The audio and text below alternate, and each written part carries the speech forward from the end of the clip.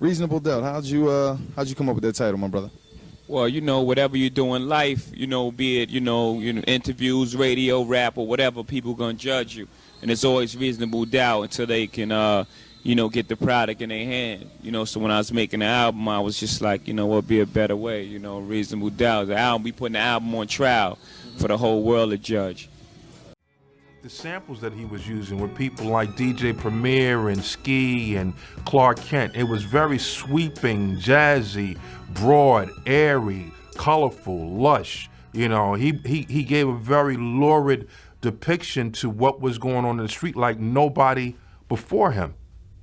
He was the voice of the crack generation. He gave it a very intelligent, precise voice. And in doing so, he became like what Scorsese did with both Mean Streets and Goodfellas and Scarface, and even a movie that I wrote, New Jack City. So he became the articulate voice of this guy that we looked at as, quote unquote, the bad guy. And it became very cinematic. I better trip them out, we on it. Presidential suites, my residential for the weekend. Confidentially speaking in code since I sent you beacon. The NXS rental. When we did the shows, because I DJ'd for Jay. And this was the song we started the show off with. And because I did the record, I used to really look in the crowd. The chicks was all up front and they going crazy, but I wasn't looking for that in the first few shows. I was looking in the back, them dudes in the back. But yo, the dudes in the back, it's a hard live. They was saying word for word. Can I live? They was just feeling them. Yo, they seen what he was seeing, they felt what he was feeling, and it was just, yo, it was crazy.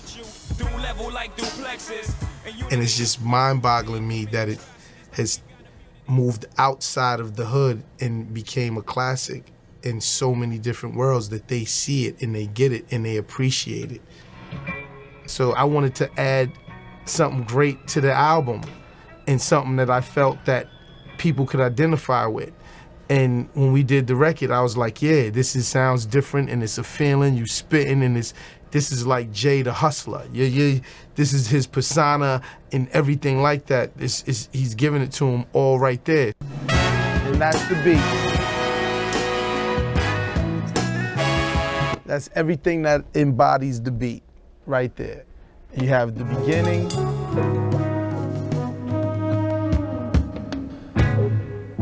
The second part of the beginning with the big ending, which is just the difference is the horns.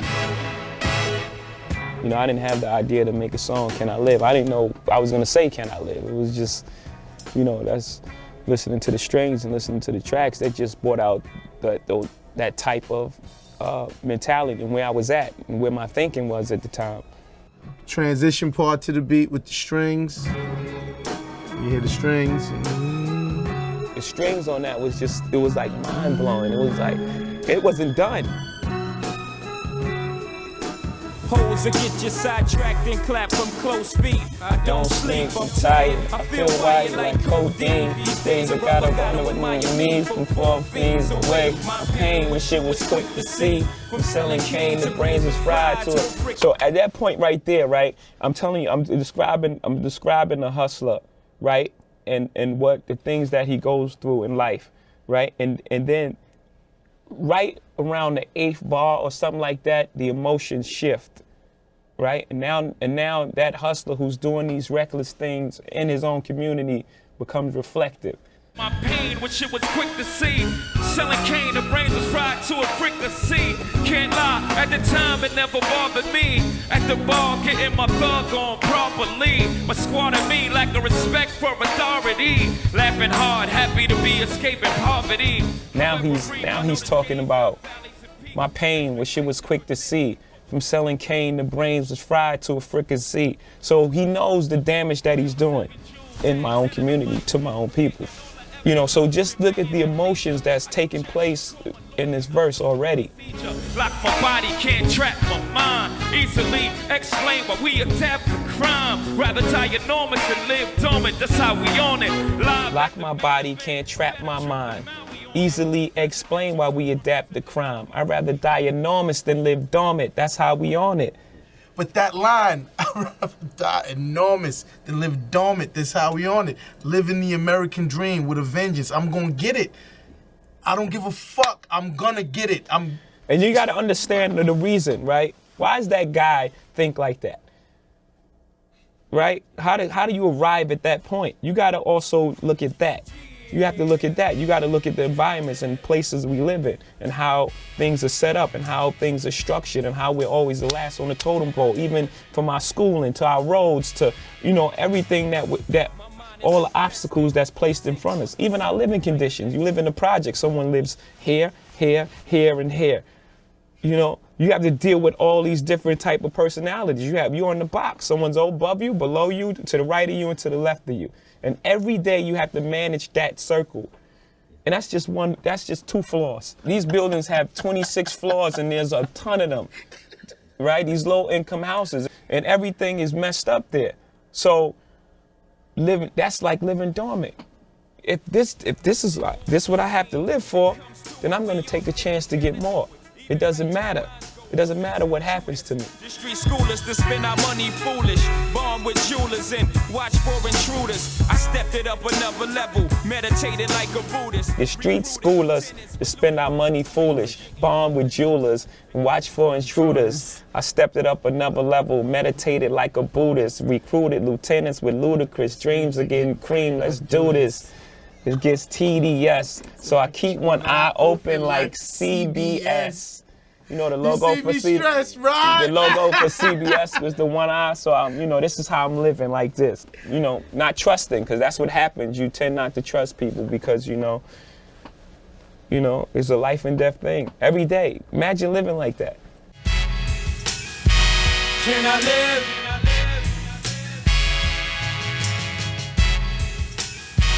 Can I live?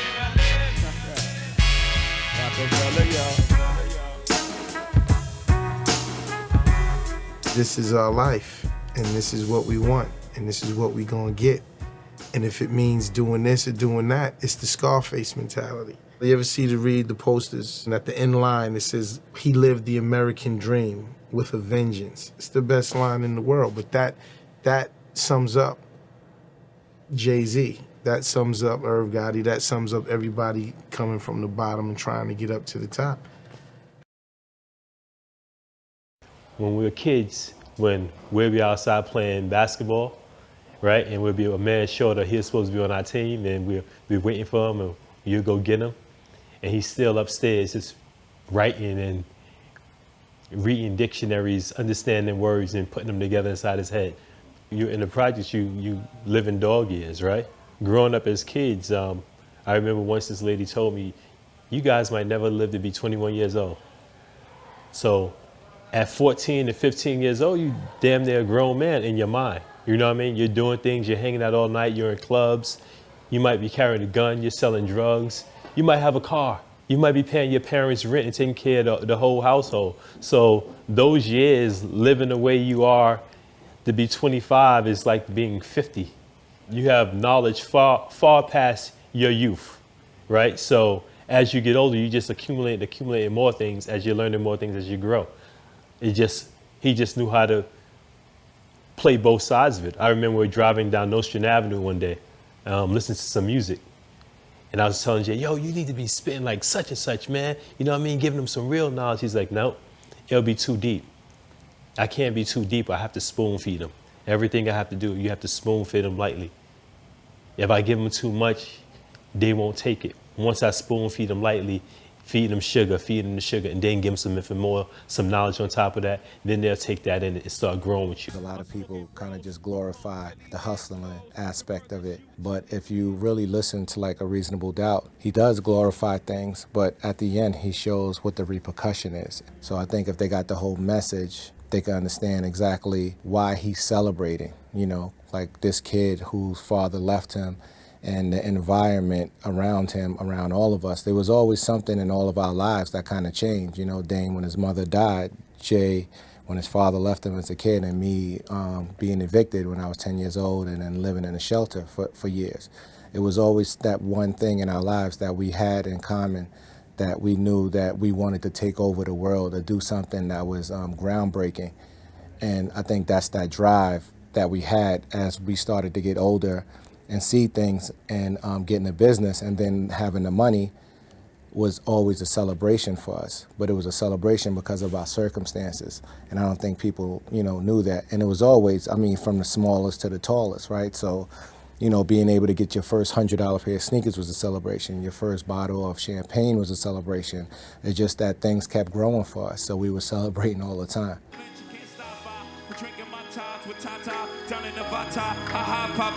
Word life, I dabbled in crazy way. Without rap, I was crazy straight. Nigga, I'm still spending money from.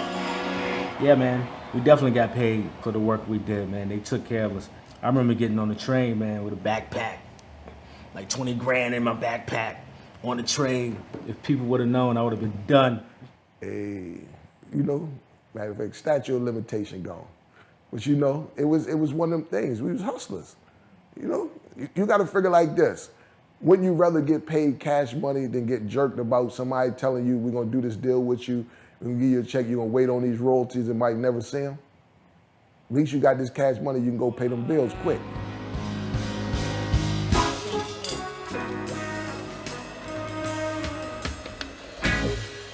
Okay, if you got that Reasonable Doubt album, well, I'm watching every nigga watching me closely. My shit is butter for the bread, they wanna toast me. I keep both of them where they supposed to be. Hoes, get your sidetracked and clap from close feet. I don't sleep, I'm tired, I feel wired like codeine. These days a brother gotta admire me from 4 feet away. My pain, wish it was quick to see. From selling cane, the brains was fried to a fricassee. Can't lie, at the time it never bothered me. At the bar, getting my dog on properly. My squad and me lack a respect for authority. Laughing hard, happy to be escaping poverty. However brief, I know this game got valleys and peaks. Expectation for dips, for precipitation, we stack chips, hardly. The youth I used to be, soon to see a billion, no more. Big Willie, my game is grown, prefer you call me William. Illin' for revenues, grateful at midnight, Channel 7 News round. 7 Jews hang dead in the mic, forgetting all I ever knew. Convenient amnesia, I suggest you call my lawyer, I know the procedure. Lock my body, can't trap my mind. Easily explain why we adapt the crime. I'd rather die enormous than live dormant, that's how we on it. Live at the main event, I better trip the Maui on it. Presidential suites, my residentials for the weekend. Confidentially speaking, they cold since I sent you peeking. The NXS rental, don't be fooled, my game is mental. We both out of town, dawg, what you trying to get into? Viva, Las Vegas, see you later at the crab tables. Meet me by the one that starts at Geo. This way no fraud, Willie's present, gambling in Rio. And we can have a pleasant time, sipping margarita, ch-ch-chia. And I live means so much because like I said, it goes back to us in Vegas. It was real, ringside at Tyson fight, and we seeing B.I.G. and Puff and Dr. Dre sitting in front of us, and it was like, whoa, y'all really here ringside? The lyrics alone was that's where my nickname Vegas Jones come from. Meet me at the crab table, the one that starts at G-Up, cause ain't no Frost Willie's gambling in re-up. That was me. I'm sitting at the crab table, 2 chicks with me. I got one with a bottle of Don, one with a bottle of Cristal. I'm like up 20,000, so I looked at it like, it's a free trip. That was a moment in time where as though we was just on our mojo in the streets, living life and just doing what we do. My mind is infested with sick thoughts that circle like a Lexus. It's driven wrong and sure to hurt you. Dual level like duplexes. In unity, my crew and me commit atrocities like we got immunity. You guessed it, manifested intangible goods. Platinum Rolexed it, we don't lease, we buy the whole car, as you should. My confederation, detonation, explode on detonation. Overload the mind of the said patient. When it boils the steam, it comes to it, we all fiends. Gotta do this, even righteous minds go through this. True this, the street school us to spend our money foolish. Bomb with jewelers and watch for intruders. I stepped it up another level, meditated like a Buddhist. Recruited lieutenants with ludicrous dreams of getting cream, let's do this. It gets TDS, so I keep one eye open like CBS. You see me struck robbing. What's the name of this song? Come on, 1, 2.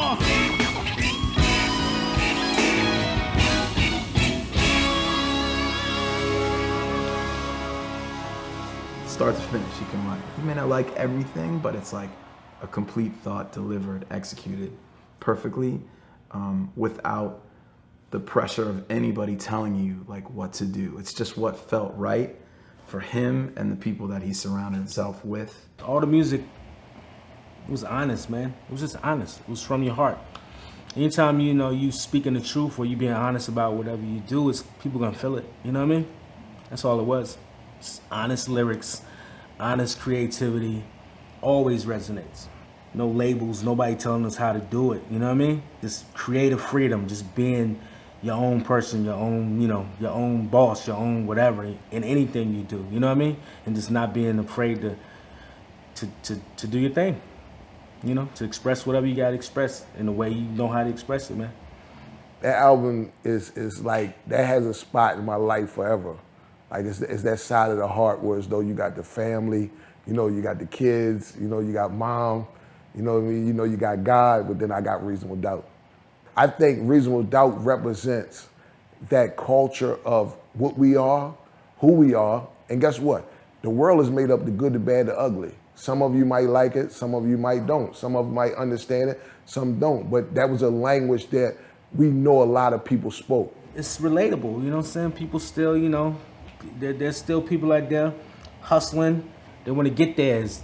They on their entrepreneur shit, you know what I'm saying? They want to, they need that motivation. They need that politics as usual. They need that, you know, that those songs that get you up and, you know, make you want to do stuff. You know what I'm saying? That give you that inspiration and, you know, just keep on pushing what you're pushing for. And that's a good album for that. The album just embodies that energy. I'm seeing the American dream right here in front of my eyes. Jay-Z, Rockefeller Records. Go from something like this to the biggest thing in not only hip-hop, but entertainment and sports and anything you name. He's got his hand in. That's a real hustler. That's what he is. We had the mentality that we had in the streets of hustling and, you know, reeing up and putting it back into the business. We took that mentality and adapted it and applied it in the music business, and, you know, it worked out for us.